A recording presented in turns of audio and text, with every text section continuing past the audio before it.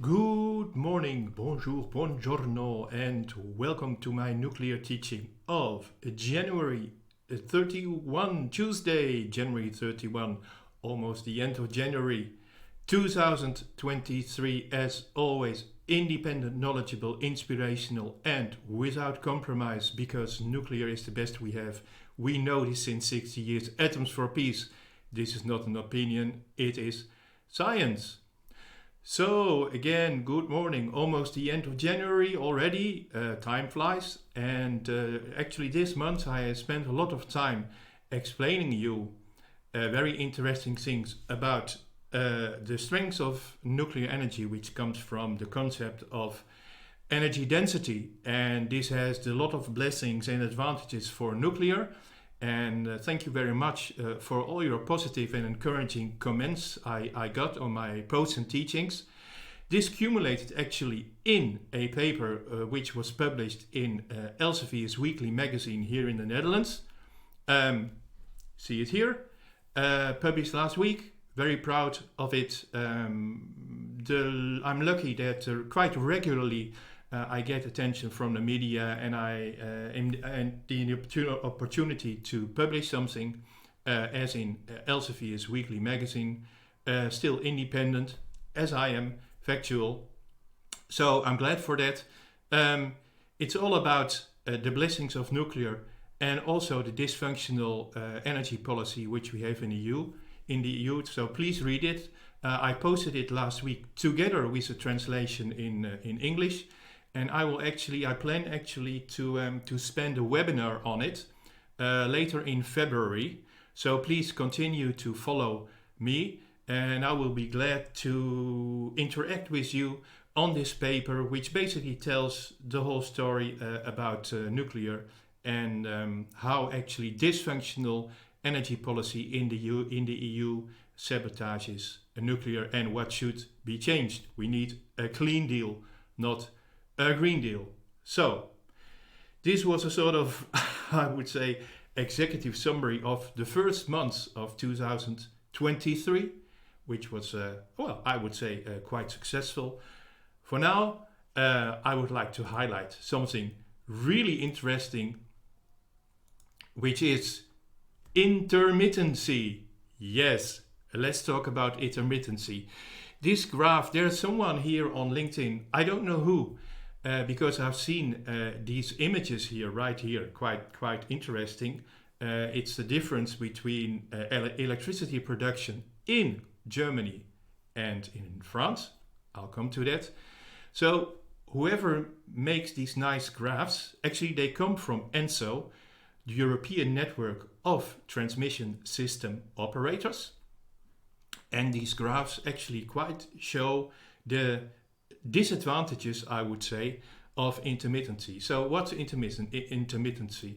Here we have Germany, orange. Right here, Germany fluctuating a lot, because Germany has some, I would say today, probably they have something like together 25% of solar and wind in a system, in an energy system that is combined with gas and coal and no nuclear anymore, because they're almost all shut down. Whilst France, blue here, right, is almost completely powered by nuclear, by 56 nuclear power plants, together with some hydro and a little bit of solar. France has not realized its green targets, therefore they have to pay a high fine to Brussels. I spoke about this last month. Nevertheless, they have, with primarily nuclear in their electricity mix, they have the lowest CO2 emissions of the whole EU. And that's actually what you see here. You see the production in the year 21. 22 is almost the same, didn't really change.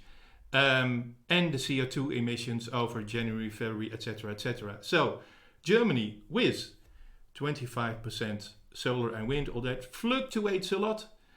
When there is sufficient wind and there's sufficient solar, there is, of course, almost full production for a couple of hours with wind and solar, although it still doesn't match the extremely low CO2 emissions of nuclear. And when there is no wind, and there is no solar, you actually see on the high side, you see a lot of CO2 emissions. Quite obvious, sun doesn't shine more than 10% of the time. Wind is not blowing more than 30% of the time. So the rest is basically done by gas and coal in Germany. And that is what is so nice shown here, right? All this solar and wind, which have a max of, I would say together, not more than 30% of electricity production. And this is basically Germany is reaching that point. But you see a lot of instability. And you don't see even an increase in average CO2 release. Now, why is that? Because with ever increasing solar and wind, you need actually more interventions of gas plants. And these gas plants actually become more unstable, more inefficient, and actually produce more CO2.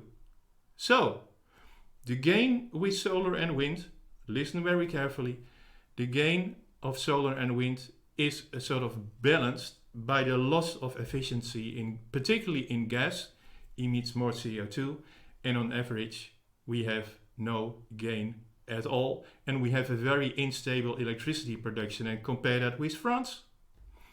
Lower CO2, stable production, lowest electricity price thanks to nuclear. Well, how great is that? Well, it's not great, because we should build nuclear power plants and not install solar and wind, because it really doesn't help. Okido. Key message of today. Save the planet. Ignore German energy policy. It's not functional, doesn't help. Build nuclear power plants. The more, the faster, the better. So far my teaching of today. Next Thursday I will issue a post on, hydrogen. Hydrogen is the key element in our energy transition. Is it? Well, I don't think so. But I'll talk about that next Thursday. And for now, I wish you a very great day. Buongiorno, alla prossima. Ciao.